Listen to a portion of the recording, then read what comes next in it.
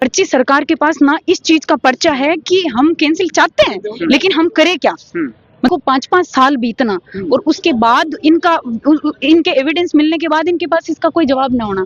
मतलब होता है बच्चों को इन्होंने भ्रमित कर दिया है कि 600 नहीं है।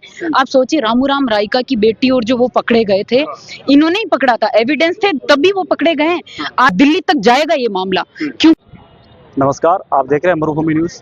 एसआई भर्ती रद्द करने और आरपीसी भंग करने को लेकर आज करीब 1.5 महीने से धरना प्रदर्शन है वो शहीद स्मारक पर लगातार चल रहा है।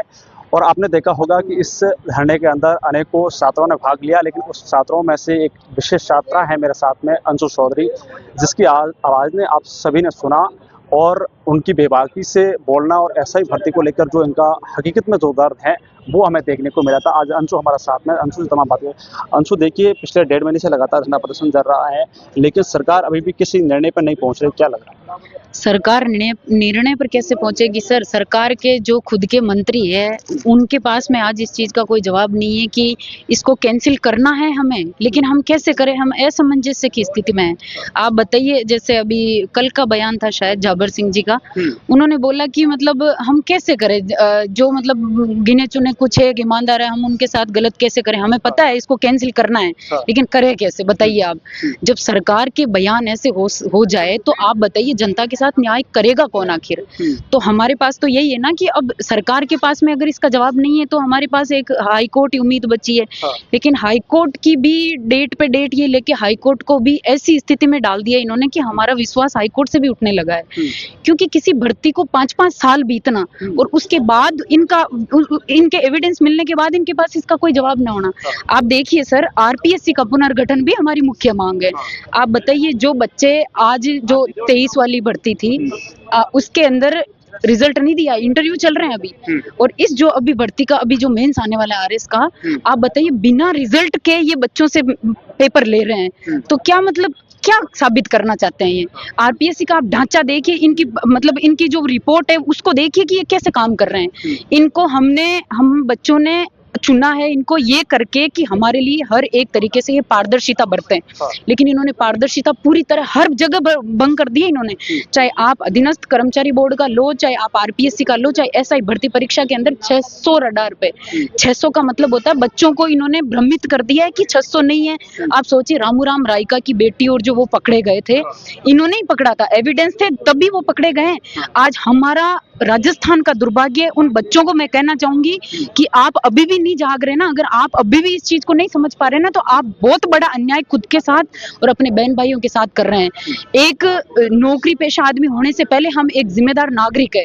अडल्ट होने के बाद में हमारा ये अधिकार है कि हमें हर एक चीज का सही और गलत की परख होनी चाहिए। आज ये चीज कितनी दुर्भाग्यवश मैं ये चीज बोल रही हूँ कि इनके पास में सारे एविडेंस होने के बाद भी ना ये एसआई को कैंसिल कर रहे हैं। पर्ची सरकार के पास ना इस चीज का पर्चा है कि हम कैंसिल चाहते हैं, लेकिन हम करें क्या। मतलब इनके खुद के नुमाइंदे इसके अंदर कितने फंसे होंगे। अब हम पूरा डेफिनेटली श्योर हो चुके हैं कि इसके अंदर आरएस की परीक्षा हो, चाहे एसआई की परीक्षा हो, चाहे फिर वो अधीनस्थ बोर्ड वाली हो, हर एक चीज में इन्होंने पेपर माफियाओं को दाब के सपोर्ट किया है। तो आप ये बताइए कि अभी जो जोगाराम जी पटेल की पोती पकड़ी गई थी, मैं उन स्टूडेंट्स को कहना चाहूंगी कि आप देखिए कहीं भी आपको प्रतिक्रिया देखने को नहीं मिलेगी उस चीज पे। ताज्जुब की बात यह है कि कहीं भी प्रतिक्रिया नहीं है। और जो आज हमारे साथ में हमारी लड़ाई को लड़ रहे हैं हनुमान जी, हम उनके शुक्रगुजार हैं कि आज उन्होंने, जैसे वो किसानों के लिए बेड़ा उठाते हैं, आज उन्होंने जवानों के लिए उठाया है।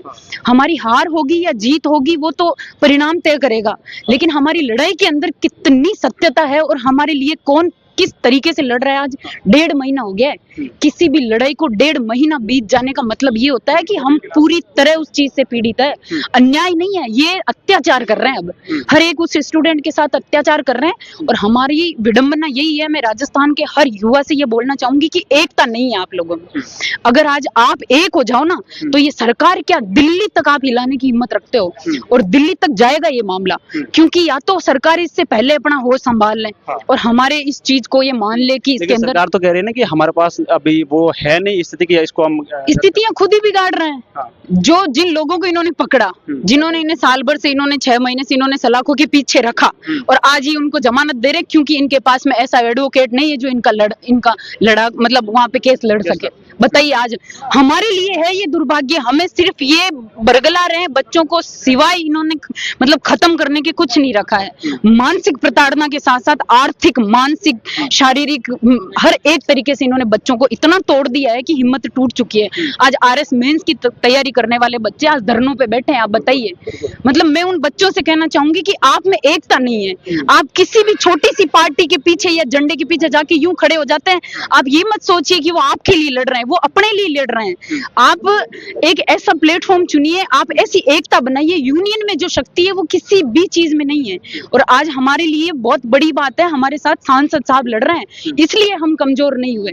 और मैं हर युवा से यही कहना चाहती हूँ कि लड़ाई को इस तरीके से लड़िए कि आप अपने आप के साथ न्याय कर पाए। देखो अंशु, जो आपने आरएस की सॉरी मेंस वाली जो बात बताई, उसके साथ साथ एक फर्स्ट ग्रेड का भी मुद्दा चल रहा है, उसमें भी बच्चे लड़ रहे हैं। दोनों एग्जाम एक तारीख को साथ साथ आ रहे हैं। हाँ, तो देखो तो सही आप, मतलब इन लोगों ने बच्चों के साथ में, आने वाली पीढ़ी के साथ में जो पेपर चल रहे हैं उनके साथ में इन्होंने इतना तरीके से खेल रचा है, जाल बिछाया है। पेपर माफियाओं को पूरी तरह इन्होंने परकोटे में ले लिया है। उस परकोटे को इन्होंने इतना दुगना फैला दिया कि ये खुद इसके अंदर आराम से बैठे हैं राजा बन के, और उसके अंदर पेपर माफिया अपना काम कर रहे हैं। और बच्चे उस परकोटे के चारों तरफ अपने पसीनों की कमाई को और घसीटे जा रहे हैं और दुख पाए जा रहे हैं। एक एक पेपर की कहानी हो गई आज। किस किस चीज को ये, मतलब हमारे सामने एक एक चीज का इनके सामने हम खड़े होके बोल सकते हैं कि इन्होंने इस चीज में, चाहे आप कर्मचारी बोर्ड का देख लो, चाहे आप आरपीएससी का देख लो, ऐसा ही भर्ती परीक्षा के अंदर इन्होंने 50-50 कैंडिडेट को फर्स्ट रैंक होल्डर्स तक लोग इसमें पकड़े हैं। एक एक चीज का अंदाजा आप लगाइए कि हनुमान जी बेनीवाल जिस दिन से यहाँ बैठे हैं उनके मुंह से बिना तथ्य या बिना प्रमाण के कौन सी बात निकली है। हमने लेकिन हनुमान जी जैसे कितने सारे प्रूफ भी दिए सरकार के सामने, भाई इस प्रकार से जो घोटाले हुए, कई सारी कॉपियां भी बताई, लेकिन फिर भी सरकार का यही बयान क्यों आता है बार बार कि भाई हमारे पास इसको सही निर्णय लेने के नहीं, या फिर जो बच्चे जिनकी उम्र सरकार है साहब, पर्ची सरकार के पास में किसी चीज का जवाब नहीं है। जब तक पर्ची दूजी नहीं खुलेगी तब तक ही हमें जवाब नहीं